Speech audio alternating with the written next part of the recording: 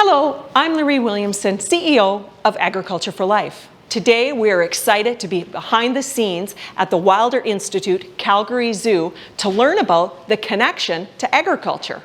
Thank you for having us here today. Yeah, my pleasure. Thank you for coming. So as we were chatting, I learned you have an agriculture background. So tell us about that. Okay, so I actually did my grad school at University of Saskatchewan. So I did a PhD in animal science, focusing on ruminant nutrition. So that is beef and dairy cattle.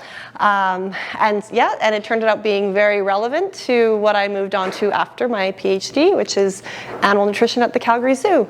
So with your animal science degree, we talk a lot about careers in agriculture.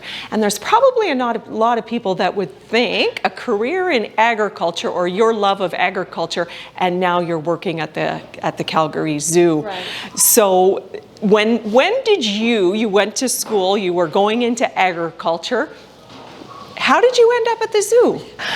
Well, I think I'd have to say it was as soon as I started working in agriculture, I fell in love with cows. I loved working with them, and that just a lot of the animal care I really, really enjoyed. And as my PhD progressed, I had more time when I was writing, so I was volunteering at the zoo once a week. And I was just fortunate enough that the opportunity came up where we needed a nutritionist.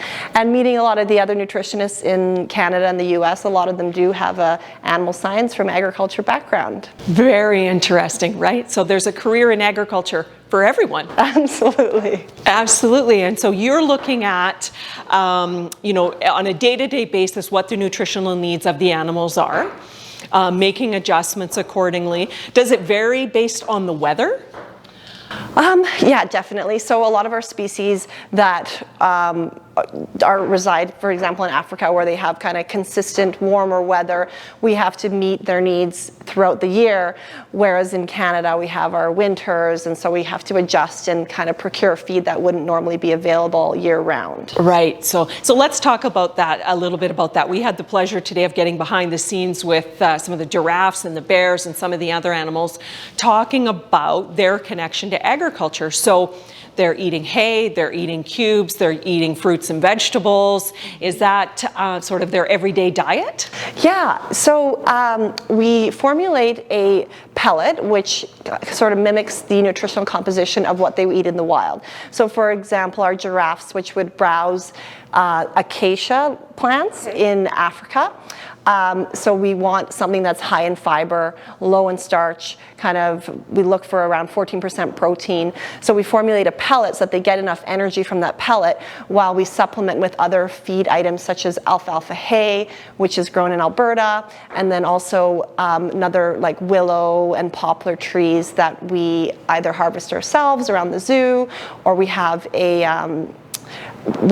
kind of acreage where we're able to harvest there annually. Yeah, so the feed, we were talking about the cubes, and the cubes are made here in Alberta as well. They are, yes. Yeah, so up near Edmonton, I think? Yeah, so Wetaskiwin, so it's Country Junction feed. Mm-hmm. So I work with their nutritionist, and she's been amazing. She's formulated our diets for many years, and then we work together if we have to make any changes. And we do, just like for livestock feed, we use a lot of byproducts. So beet pulp is the main, kind of like the main nutrient in there, beet pulp would be the main ingredient. Okay. And then we also use soybean hulls and other kind of byproduct feeds. That's fantastic. So, and working with the local farming community, I know you said that your alfalfa comes from a farmer close by. Yeah. Which is remarkable. Yeah, so to think about that, we're growing, agriculture throughout Alberta, and yes, we do have to feed the animals at the zoo, and that comes from agriculture and from our Alberta farmers. Yeah, absolutely. I was trying to think about how much hay we probably feed in a day, and it's probably around 50 kilograms, so double that in pounds. So there's a lot of hay. A lot of hay going around. And so we feed alfalfa as well as timothy, and then a mixed hay, the alfalfa content and the grass would vary depending on kind of when we harvested and where we harvested from. And you mentioned in our conversation as we were having a tour that the zoo has a farm. Yes, we do. So we have our conservation center, which is the Devonian Wildlife Conservation Center, which is I don't know exactly how many acres, but we have a lot of our conservation species there, like our sage grouse, our Przewalski horses, for example, Vancouver Island marmots. So we also have a field there where we grow our mixed hay. So let's talk a little bit about the browse. What is browse? So browse would be anything that a wild ruminant would consume in the wild. So it would be something like the leaves and the twigs off of trees or shrubs.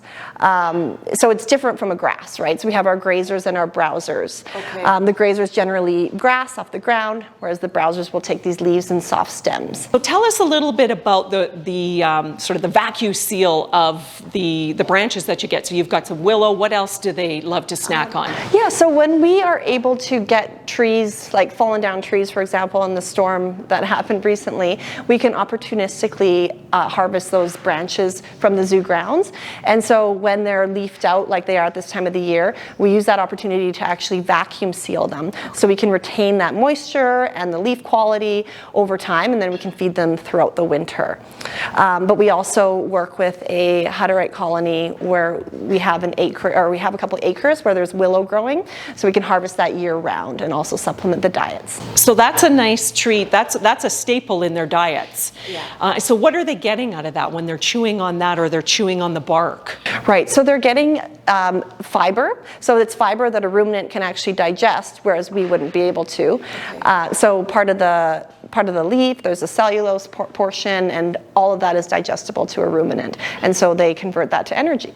Perfect. So yeah, so they're getting their high fiber diet. Exactly. So from the fruits and vegetables side, I think you get a lot of that donated. Yeah, we do. So we have a couple of grocery stores that donate regularly. So we have Safeway and Save On. And so we'll get a lot of our fruits and veggies that we don't order regularly, and so that adds some variety to our animal diets, and we can use that for enrichment and training because it's a high reward for the animals. So if we ever need to hide medication or something like that, then we can use the fruit. But a lot of our animals do eat a lot of produce as well. Right, and I love that story. It's remarkable. So what's not sold at the grocery store can then, come and be used for the animals here at the zoo. So, great way to mitigate some of the food waste that happens. Yeah, absolutely. Sometimes we'll get a bag of oranges and there's just 2 oranges in there that were rotten, so we chuck them out and the rest we can use. Yeah, which is fantastic because the animals at the zoo probably aren't as fussy as maybe we are when it comes to that's an ugly fruit or vegetable. Doesn't matter, it's delicious, I'm eating it. Yeah. But we always wash and inspect what we're feeding because we always have the rule if we wouldn't eat it, well, why should we offer it to them? But definitely less picky than the grocery store. The different size doesn't matter. Yeah. Absolutely. So, and so from the, on the sort of the carnivore side of things, chicken and beef and eggs, and you've also got some local farms that donate those products. Yes, we do. Yeah, so all of those are within Alberta. So our chicken, we get donations a couple times a year from Bowden Farms, which has started since the flood many years ago. So we continue that relationship, and we're really grateful. Chicken is a big favorite along a lot of our carnivores and omnivores.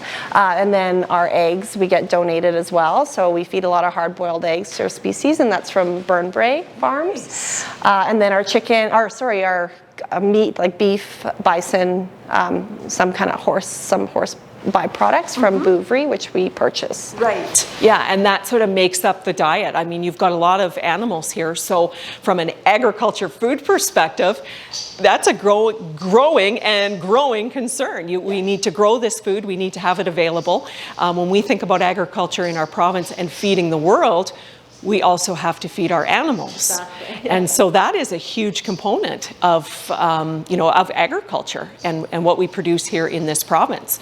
And I love it, and it's remarkable. We thank you for letting us come in and have it behind the scenes. As we're enjoying our lunches, we'll know that the animals are enjoying theirs, thanks to Alberta Agriculture. Yeah, absolutely.